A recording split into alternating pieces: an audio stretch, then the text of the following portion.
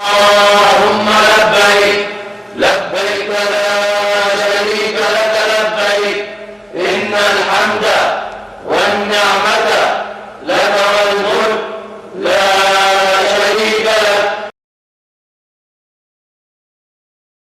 أعوذ بالله من الشيطان الرجيم. بسم الله الرحمن الرحيم. اللهم صل على محمد وآل محمد. السلام عليكم ورحمة الله وبركاته. مع اقتراب عيد الأضحى المبارك ترد الكثير من الأسئلة حول الأضاحي. سنرد في هذا اللقاء واللقاءات القادمة إن شاء الله على أهم النقاط والملاحظات والأسئلة الواردة حول الأضحية. ما معنى الأضحية؟ الأضحية هي ما يذبح من بهيمة الأنعام أيام عيد الأضحى المبارك تقرباً إلى الله عز وجل، وهي من شعائر الإسلام المشروعة بكتاب الله تعالى، حيث قال: فصل لربك وانحر.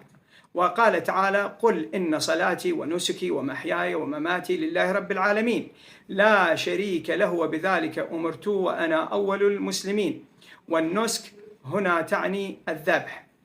وسنة رسول الله صلى الله عليه وآله، حيث ورد أن رسول الله صلى الله عليه وآله ضحى بكبشين، ذبح واحدا بيده الشريفة وقال: اللهم هذا عني وعن من لم يضحي من أهل بيتي، وذبح الآخر بيده الشريفة وقال: اللهم هذا عني وعن من لم يضحي من أمتي.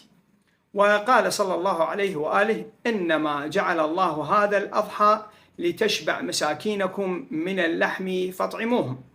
وقد ورد أن أمير المؤمنين عليه السلام كان يضحي عن رسول الله صلى الله عليه وآله كل سنة بكبش. لبيك لا شريك لك لبيك إن الحمد والنعمة لك والملك لا شريك لك.